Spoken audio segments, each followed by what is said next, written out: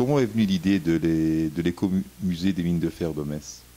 C'est M. Tartaruga qui, en 1985, ils avaient décidé, ils ont commencé à démanteler toute la mine et ils allaient, à 48 heures près, ils allaient raser le chevalement. Ils avaient déjà commencé à couper une poutre maîtresse et M. Tartaruga voulait à tout prix le sauver et il a été voir M. Bach, donc, qui travaillait déjà dans la mine de Neuchef pour la refaire, s'il voulait l'aider pour que ça ne soit pas démantelé et pour conserver le souvenir. Et ils l'ont aidé. Donc c'est l'association. L'association avait déjà été créée en 1984. La mine a fermé en 1983. L'association à Montferland s'est constituée en 1984. En 1985, on a fait le démantèlement de surface, c'est-à-dire tout. Il n'y avait pas que ça. Ça allait jusque là-bas en face. Tout a été cassé. Ils ont tout mis dans le puits pour le boucher. Puis comme je vous dis, à 48 heures près, les frayeurs voulaient tout raser. Ils avaient déjà commencé à couper une poutre maîtresse. M. Tartaruga s'est défendu et a demandé l'aide à M. Bach pour compris conserver le chevalement et qui est désormais donc le dernier chevalement des mines de fer de Lorraine qui représente à lui toutes les mines de fer de Lorraine. Un siècle d'histoire de notre Lorraine. Une page d'histoire qui s'est tournée. Est-ce que vous pouvez nous dire exactement, est-ce qu'il y a eu des bénévoles qui ont participé? Vous avez tous les bénévoles donc, qui sont inscrits, qui ont participé donc, au dépôt.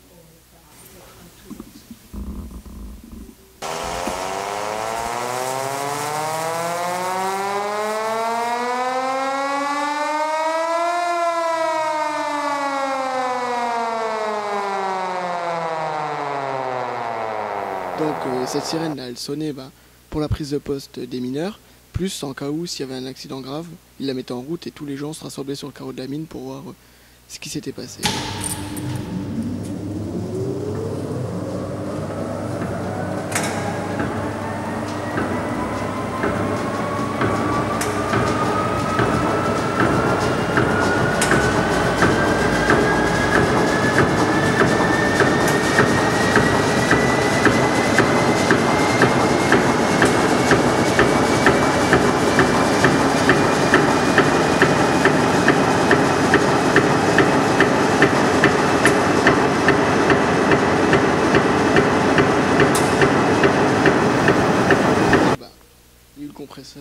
Qui était mis en route et ce compresseur là servait à envoyer de l'air comprimé au fond de la mine pour que les mineurs puissent brancher tous leurs outils qu'ils avaient besoin, les marteaux perforateurs, les perforatrices, les forêts, les pompes d'exor, les ventilateurs et aussi c'était utilisé dans les installations de surface comme à la forge ou à la menuiserie pour faire marcher toutes les autres machines. Si vous venez ici au musée de Metz, vous pourrez voir comment on fabriquait les cartouches d'oxygène liquide.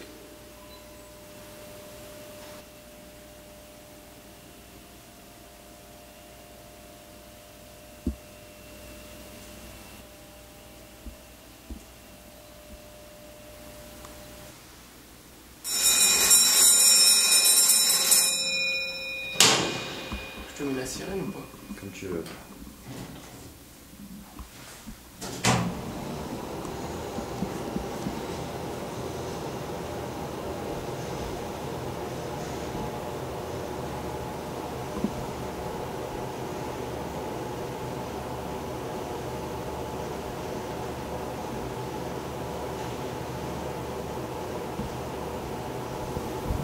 Donc là on se trouve dans le couloir qui va de la salle des pendus qui est derrière ce mur jusqu'à la recette du personnel ou quai d'embarquement qui est plus bas. Et là on a cette peinture qui représente des mineurs qui vont de la salle des pendus jusqu'au fond pour aller travailler. Donc ici les mineurs pouvaient reprendre des outils, des forêts, plus des taillants. Et là on a les taillants du mineur continu qui se trouvent à but. Et ils savent pas si c'est mort, si c'est sauvé, en se cachant dans l'ossature du chevalement, on a trouvé une issue de secours.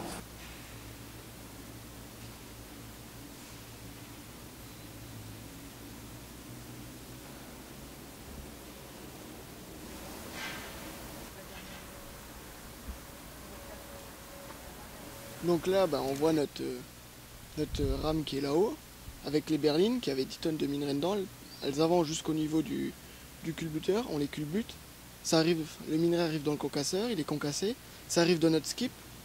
Notre skip, on peut mettre 8 tonnes de minerai, et nos 8 tonnes de minerai elles remontent au jour en 25 secondes.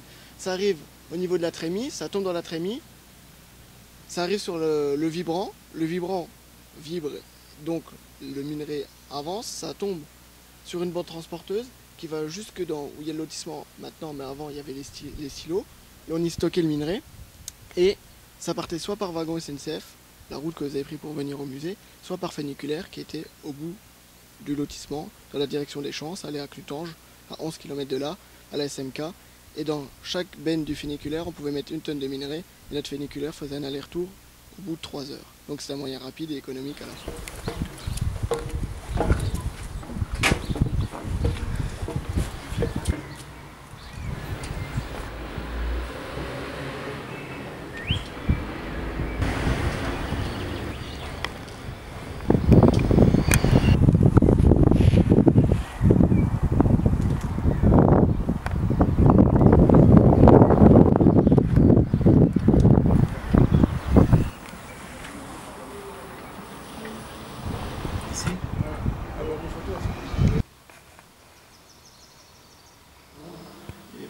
Mais Pierre, il en a envoyé.